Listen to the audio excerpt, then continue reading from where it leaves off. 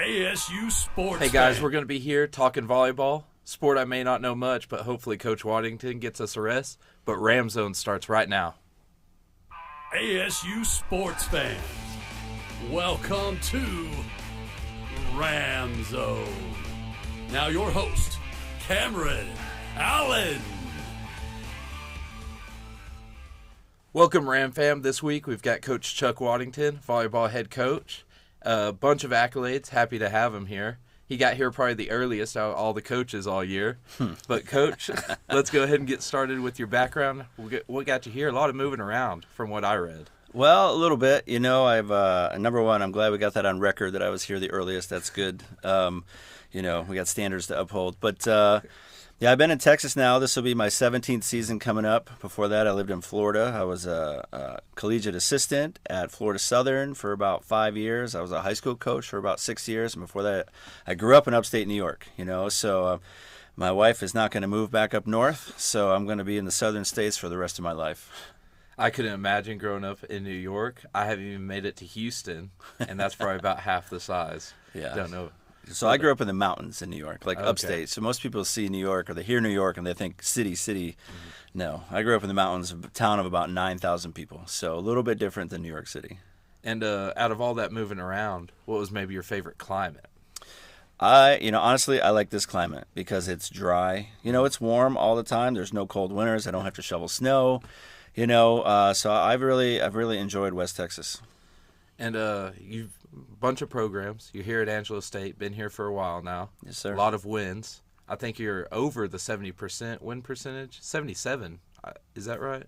Somewhere in there. Up there. It's somewhere in there. It's okay. But what do you think are some of the unique strengths and aspects here at Angelo State? I tell you what, I think our administration, both within the athletic department and across campus with our president's office and all the things that they do over there, they are super supportive of athletics. Mm-hmm. They want our teams to be great. I think I'm not the first to say this, but athletics are really the front porch of any university. They get more publicity than any other program. You can have the best academic programs in the country, but sports are in the paper every single day. They're in the news every single day.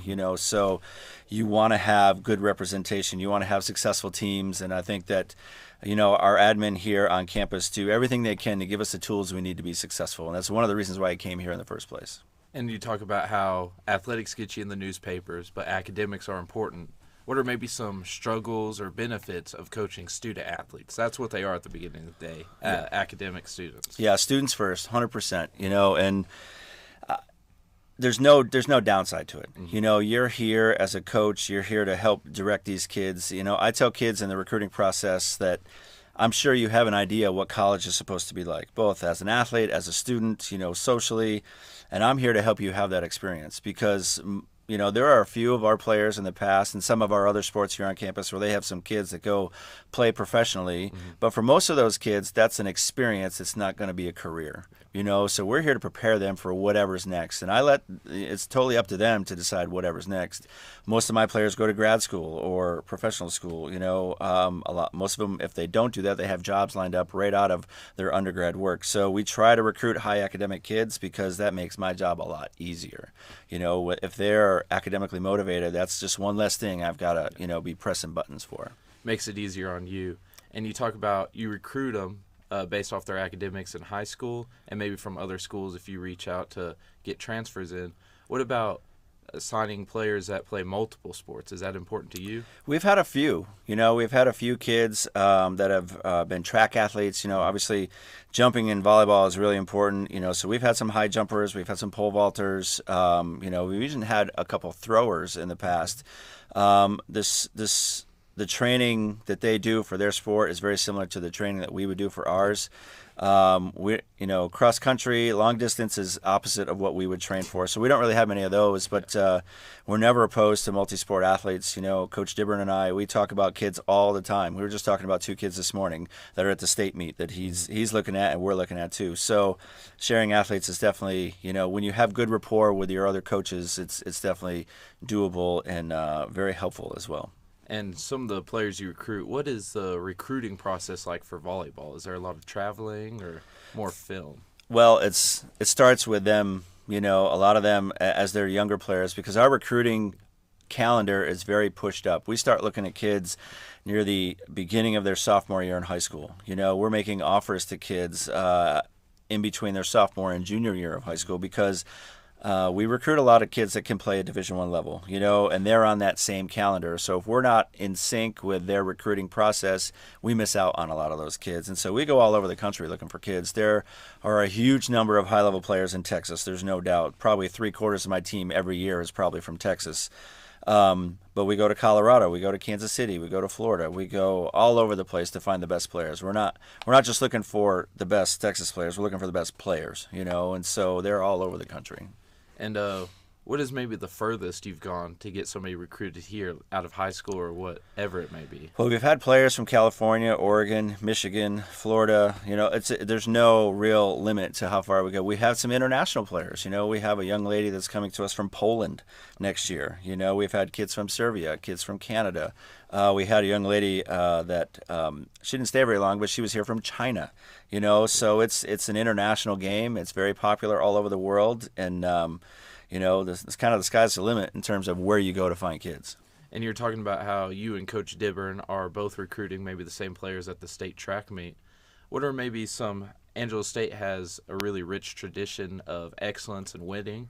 How do you maybe collaborate with other coaches like Dibburn?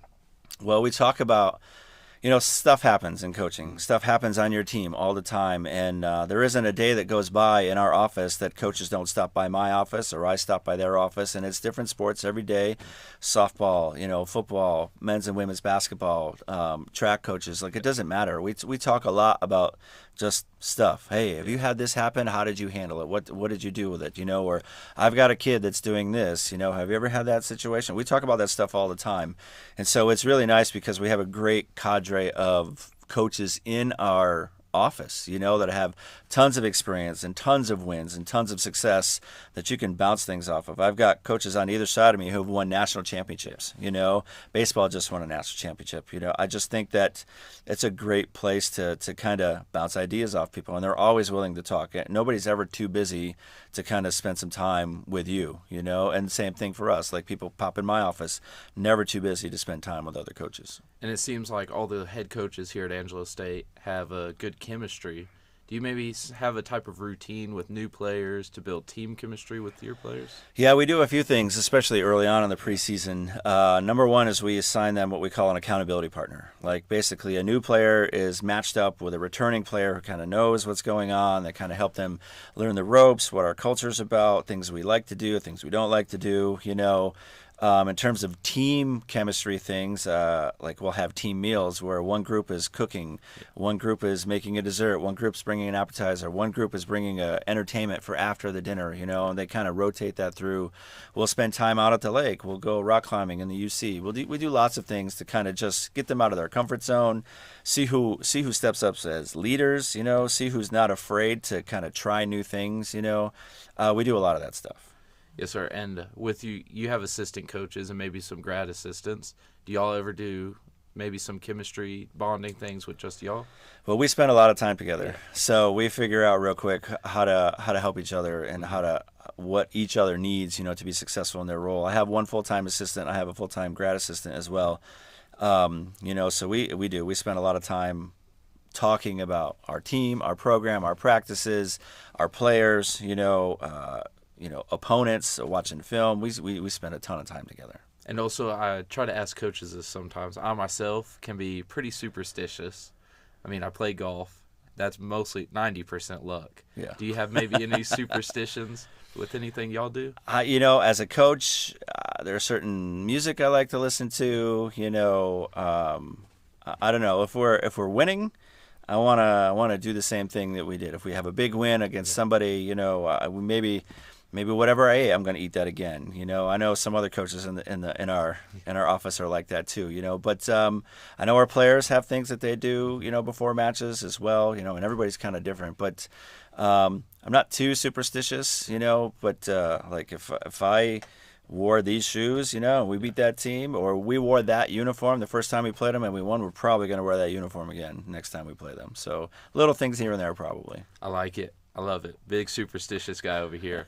But I was wondering also, you've coached everywhere, and you had to be an assistant coach at some point. Right. Where there may be some head coaches you worked for that have really influenced how you coach today. Absolutely. Probably the most influential college coach for me was Jill Stevens. She was the head coach at Florida Southern when I was the assistant there, and she was an open book for me. Basically the model that she had there, I brought with me here to Angelo State, and she would let me get my hands into everything, both from a recruiting standpoint, practice planning, team meetings, individual anything, that I wanted to learn about. She was just absolutely an open book. And doing that, I've gone through a bunch of assistants here who have worked for me and then gone on to be head coaches, at other universities or Division I assistants. And so I've kind of adopted that same open book model. They want to learn about something. I'm not going to force it on them. Like if there's things that we need to know for our daily job, I'm going to make sure they know. But like if they're interested in moving on and going up the ladder from a coaching standpoint, I'm all in. I want them to be able to grow as much as they want to grow. And you've also, before coaching college, you've coached high school and some club teams, I believe. Yes, sir. What is maybe a difference between those three levels? Like, it's clearly different, all three levels, but what are some main differences? I think one of the biggest things is, as a high school coach, I was teaching in the school as well, and so not only was I part of their after school, their practices, their competition life, I was part of their daily life as well. Mm-hmm. So they got a handful of me every single day. I taught physics and environmental science as a high school teacher. And so you really get to know, as a high school coach, your relationships with those kids are a lot stronger, because you're just around them a lot more. I see my college athletes probably 2 to 3 hours a day, and then the rest of the day they're doing their things, It's not quite as hands-on, so I think, there's a big difference in the relationships you can build. I have great relationships with our players. I have players that still text me. I just went to one of my players' weddings last weekend, so, but it's just different, when you have a 14 or 15-year-old girl who just is clueless about life and school and volleyball and everything, and you can really have a big hand in helping them figure out who they want to be and where they want to go. It's just a little bit different, and in college you have a part of that too, but it's just not as deep, not as profound, I don't think.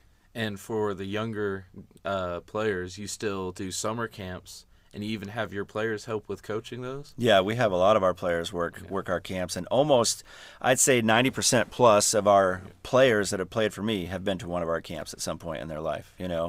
There are very few that get through and don't come to a camp, unless they're a transfer, they came from somebody else. Almost all of our recruited kids that are coming in as freshmen have been to one of our camps, or I've worked with them at some other camp somewhere, like a club will put on a camp, and I'll see them there. So they get a taste of what our coaching style is like before they ever get on campus. You perfectly executed that question. My follow-up was going to be how those camps affect the recruiting process. Yeah, it's big, because they do. It's like you come in and they spend time with our players, number one, because our players are working the camp. They get to see what types of kids are there. They get to see my coaching style. They get to see what the campus is like. They get to see some other kids who may be playing with them down the road, as teammates. So it's a big piece of our recruiting part. And everything you said so far, it makes it sound like you're a big players coach. Is that something you maybe strive for? I don't even know what that means. I'm just here to help them be successful. I want to win. I want to win at everything I do. I want to win at checkers. I want to win. If I'm doing a crossword puzzle, I want to get it done before you do. It doesn't matter. I want to win. But at the same time, like if you ask me about my coaching philosophy, we want to be disciplined. Mm-hmm. We want to work hard, and we want to have fun. I'm not a boring guy. I like to have fun, and I want players who like to have fun. But at the same time, if they're not busting it in practice, if they're not disciplined in what they're doing and the choices they're making with, what they eat and how they train and how they study, then it's hard for them. And so all of those things matter equally. We're going to work hard every day. Some kids don't really know what that means yet. They have to learn what it means to work hard because they think they know, but none of these kids come in and they ever really know, and so it's just a new experience for them. They have to adjust to it, and adjust to me, because I'm going to take them out of their comfort zone. I'm not interested in having a player come in at one level and stay at that level for 4 years. I want them to grow both as people, as players, as students. I want them to grow the whole time they're here. And since you've been here, you talk about you love to win. and you've done a lot of it since you've been here. Seen a lot of growth at the Angelo State volleyball team, numerous conference titles, and even a national championship back in 2021. Yes, sir.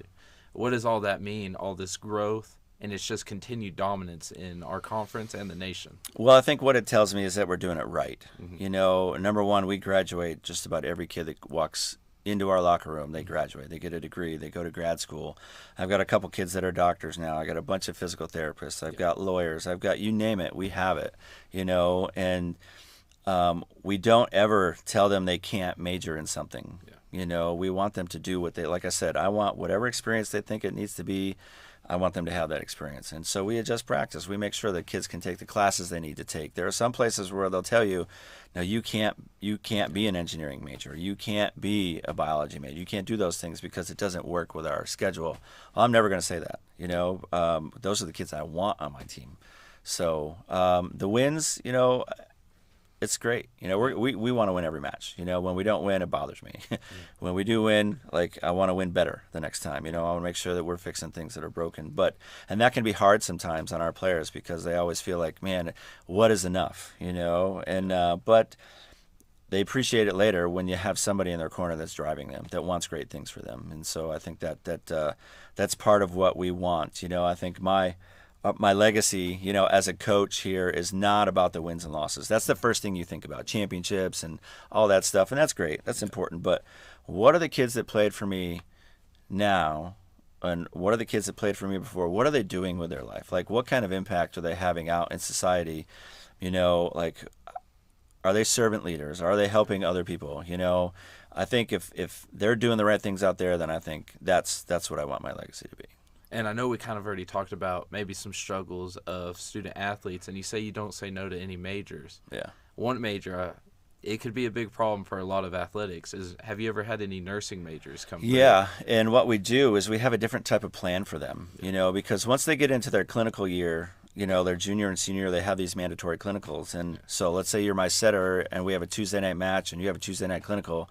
We don't have a setter, And so what a lot of kids have done for us is they'll major in kines or biology or some kind of science, and then they'll go to a 1-year post-baccalaureate nursing program after, and so our nursing program is top-notch here at Angelo State, and it's top-notch because they're very specific about what they need to have done. There are lots of other sports that are flexible with their training schedules so that they can work those things out. It's just a little harder with a team sport. So we have a plan for those kids, and I've got at least 3 kids that are nurses right now, full-time, living their life, married, have kids that followed that track, and kind of got to still follow their dream and still be an athlete at the same time. It all works out. You help them get to where they need to be. It sounds like you're doing your job. Trying hard. And also, I wanted to go back to 2020 and 2021, yeah, which those were some shortened seasons, but you had a national championship. Yeah, NCAA canceled all the championships. So our coaches group, American Volleyball Coaches Association, put together a championship, and it was open to anybody in the country, Division II. It was the first ever true open national championship, and they held it in Dallas. And our team was pretty motivated because we had a really nice team that year, and they were expecting big things. Elite Eight, Final Four, national championship. And when COVID came, it put it all on hold, and so we created something for them to play for, and they maximized that opportunity, and it was great. I think the best memory of that is that my family was there to see it. Yep. My daughter was in college. She was playing at Central Arkansas, but she had the weekend off, and she came over and she watched us play. My wife and my daughter were there. My other daughter, my younger daughter, they got to see us win, and got to see me do something that I've been talking about, my whole career, and when recruits would come, I would talk about, hanging a national championship banner in the arena. And at the time, there were 4 banners up there. I'm like, see, there's a space in the middle, up in the rafters for a volleyball banner, so now I got to come up with something new to say because we filled that space. And then we just added another one. Baseball put a banner up there, which is awesome, so now there's 6. So we got to find place for another championship because our goal is every year, and I think every team on our campus, their goal is to compete for championships, not just conference championships, but regional and national championships every year. So we're gonna hang some more banners up there with our athletic department. So hopefully I'm next, but we'll take whoever, because if any team is winning, we're all winning. And I think that's one of the great things about our athletic department is that they're supportive of all the sports. It's not this sport or that sport. And, the more our soccer team wins, the better it is for me recruiting. The more our football team wins, the better it is for me recruiting. The better we do it, the better it is for them and their recruiting, because they want to be able to say that all of our teams are top 25. All of them are competing for championships because that's what our athletic department is about. It seems like all the teams are constantly just pushing those top 25s, pushing into playoffs. Yeah. And it seems we have a lot of teams here, but it seems like it's one team in the athletic department. That's how it always seems. Everybody wins off of everybody else. Yeah, and that comes directly from Coach Reed. He's won a national championship as a track coach, and now he's our athletic director, and he's a big team guy. He wants everybody to do their part. But he doesn't treat anybody differently than anybody else. His expectations of my team, of the football team, of the soccer team, of baseball are all the same. He wants us to win. He wants us to be in the hunt every single year. And then back to that year, 2020, 2021, y'all's conference play. Incredible record through those 2 years, 26-3. Yeah. And y'all were 16-1 one year, 10-2 the year y'all won the AVCA. AVCA. You were close. National It was Championship. I knew there was an acronym there. So the COVID year, they split us into pods, like groups of 3, and so we won our pod, and then, we beat the winners of the other 2 pods, but we still had to go somewhere else for our championship, and we won it on the road. 2 years in a row, we won on the road to win championships. So it was a good time. We want to get back to that. We want to keep winning. And you talk about winning on the road back-to-back years. How well do you think Angelo State travels for y'all's matches? I tell you what, there's a lot of places where we go where our fans outnumber the visiting fans. But volleyball is growing in our conference. I think, our conference has won 3 out of the last 4 national championships or been in the championship game. 2 of those are championships, 1 finals appearance. Our conference is one of the toughest in the country for volleyball, really for every sport. We travel well, and now teams are building their fan base, so it's getting harder and harder to outnumber an opponent at their place. But every once in a while, we still do. We travel pretty well. We have a lot of alumni out there. We have a pretty big following. And, I have 16 years worth of teams that have graduated and they're out there. Kathleen Bradsfield coached here for 24 years, was the athletic director. She's got hundreds of players out there that come and watch us play on the road. Even though I never coached them, they still come and watch us play. So it's pretty neat. I mean, even at home games, you can just guess that even the away games are going to be huge because we pack stadiums here at home. Yeah. We're number 3 in the nation in attendance for volleyball. Most of our teams are top 10, top 15 in attendance across the country, so it's pretty good.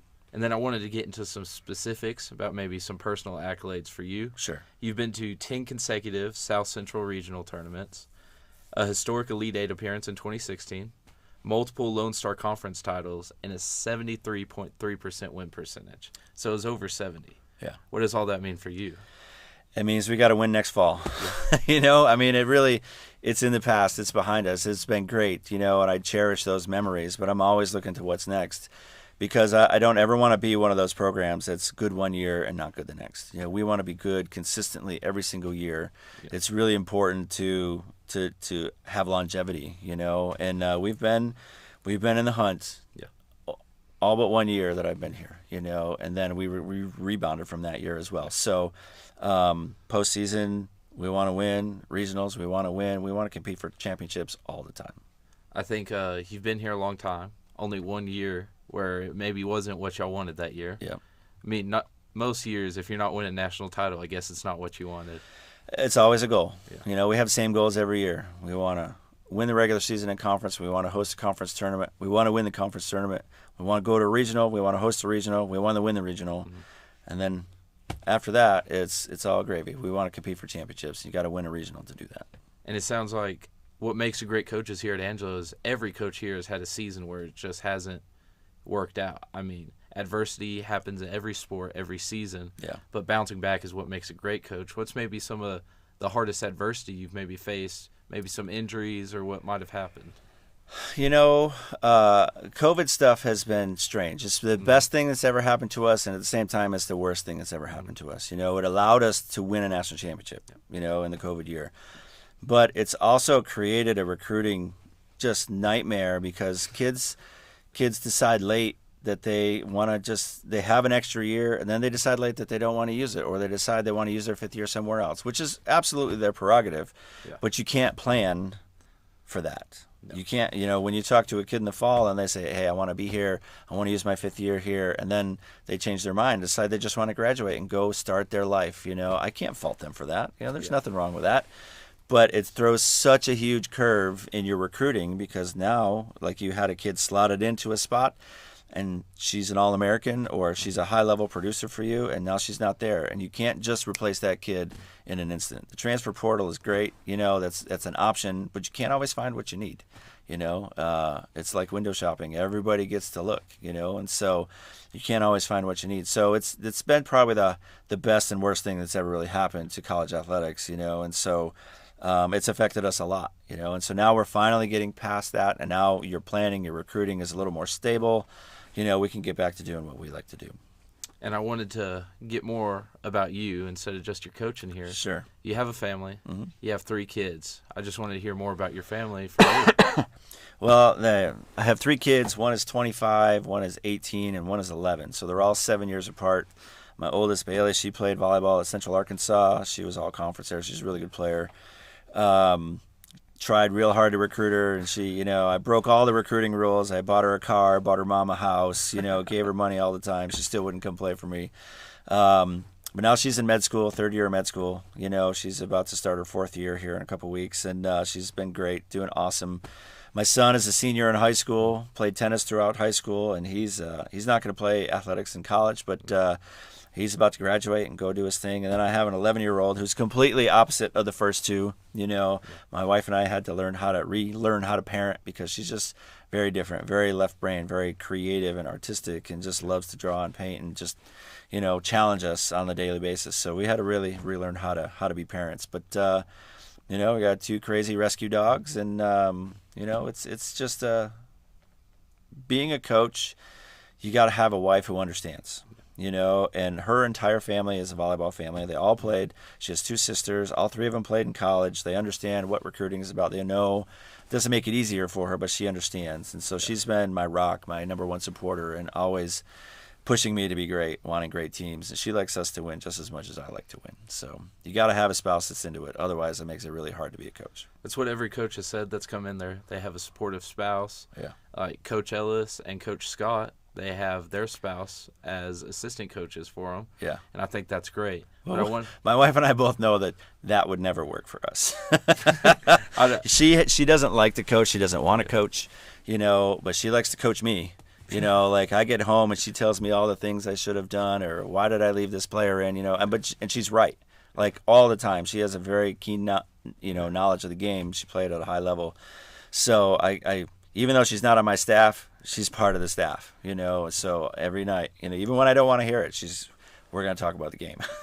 And being a husband and being a father, how does that affect your coaching since you coach women's volleyball? Well, I treat my players like they're part of my family, and I have the same expectations that their parents have for them, but it's hard because you miss a lot. Because we travel, we're recruiting, we're playing. I miss a lot of games. I only got to see my oldest daughter play in college a handful of times in her 4-year career, and that was really hard. And my son, I didn't get to watch him play tennis nearly enough. And so it's challenging. It's trying to balance, career and family. It's really hard. And sometimes you have to make hard decisions on both sides. But it's worth it because you're always going to be supportive. They're supportive of. They come to as many of my games as they can. I try to get to as many as theirs as I can. So they get it. They understand. I don't know that they always like it, but they do. They definitely understand. And it's great to have a family that understands. And you've been in San Angelo for, I guess, 16 years? 16 going on 17 now, yeah. And what do you think the city may do for the recruiting process and how it is for players? Well, I think the people here are what makes the difference. They're spectacular. They're very nice. I describe San Angelo as a people-friendly town. Like, people will pull over for you to go around them, Yeah. And sure enough, a couple weeks ago, I had a young lady. She flew into Dallas and drove out here because she was in Texas. She wanted to see campus. She's like, Coach, you were right. Like, people move over, like, on the highway for you. Yeah. Like, I've never seen that in my life because she's from Minnesota. Mm-hmm. And I'm like, yeah, that would never happen in New York either. But the people here, they're supportive. They want you to be great. You know, they want their kids to be involved with your players. You know, I think it's a great opportunity for mentorship and, you know, kind of, I don't know, I ask players all the time, you ever sign an autograph? Because you're going to sign a lot of them here, you know, because the kids in here, they want to be the next number 5. They want to be the next Elsa Lamphere. You know, they want to be that kid, you know, and because maybe they're tall, you know, taller than their classmates, you know, and we had a kid say that. It's just like, and one of my players was like, I was the tall one, you know, but look at what I did. You know, I'm a collegiate athlete. You can do that too. And so they're like, they start to think about it differently. Instead of it being a bad thing, being the tall kid now, it could be potentially be a good thing for them, you know, so it's pretty cool. Well, Coach, we've just ran out of time. All right. Great last interview here at Ramzone. And next semester we'll be back. We'll probably get you again, maybe get you with the player and assistant. But guys, come back. We'll be here next semester. Last episode of Ramzone. See y'all next year. All right.